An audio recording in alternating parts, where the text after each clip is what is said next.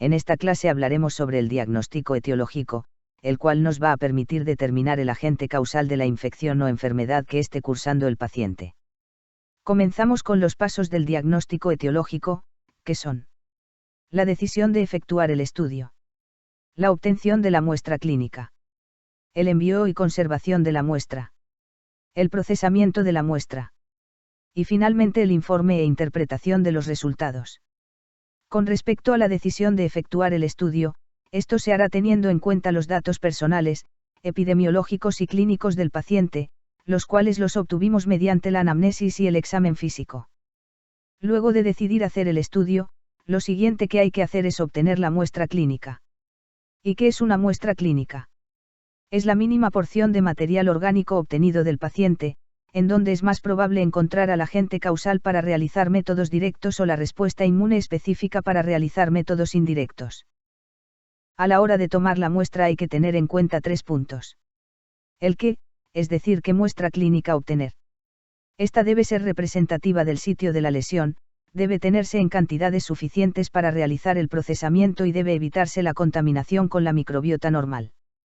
Con respecto al cómo, es la técnica correcta para tomar una muestra.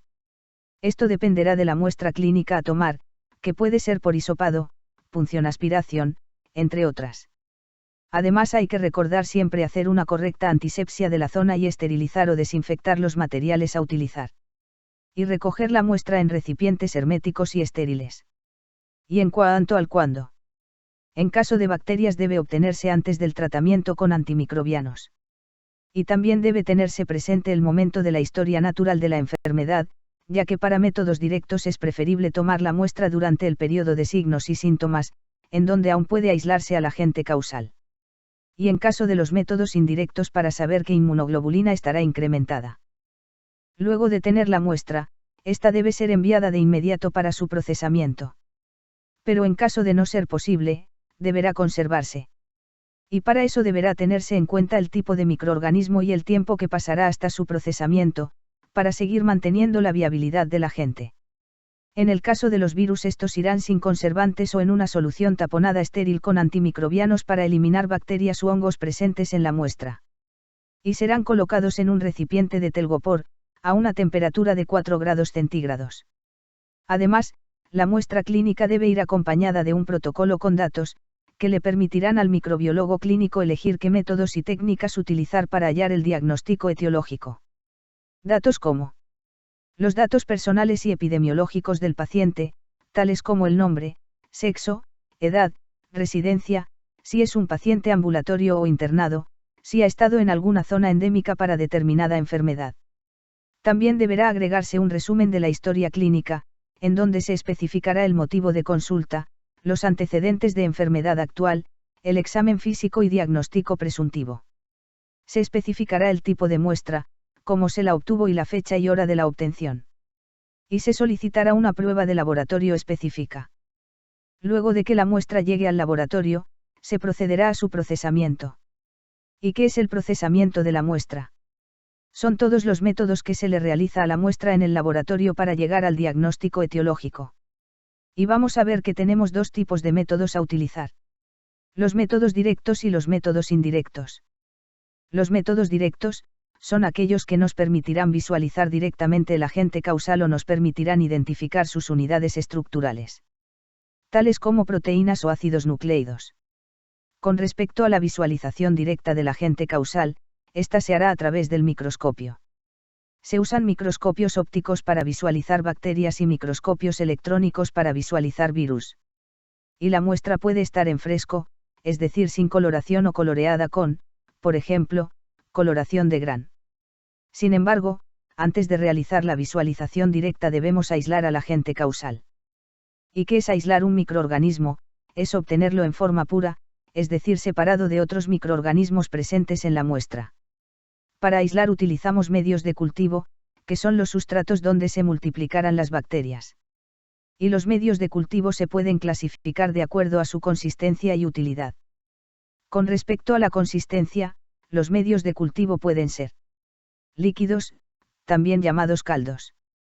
Sólidos, que poseen agar-agar, quien le dará la consistencia.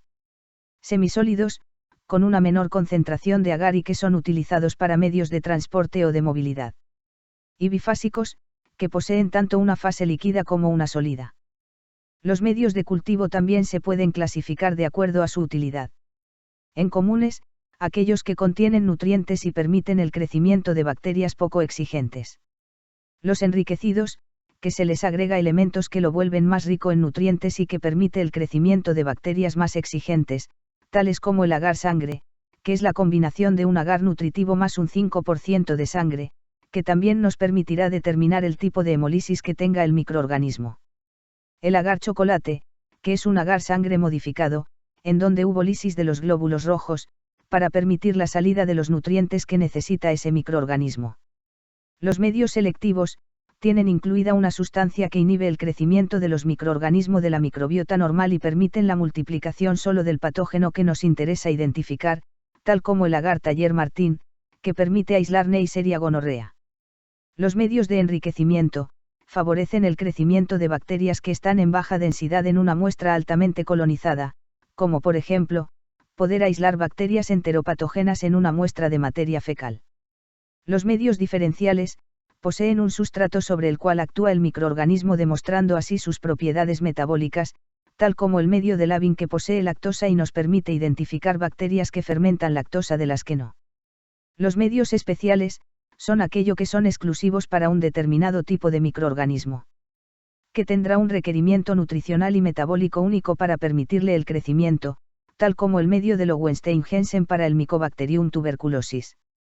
Los medios de cultivo cromógeno, son los que tienen agregados sustratos cromogénicos que al ser escindidos por enzimas presentes en el microorganismo dan un producto coloreado. Y los medios de transporte, permiten preservar el microorganismo hasta su procesamiento y se utiliza cuando entre la obtención y el procesamiento pasan más de 2 horas. Es importante aclarar que los medios de transporte son medios inertes, sin factores de crecimiento por lo que en este medio la bacteria no se multiplicará.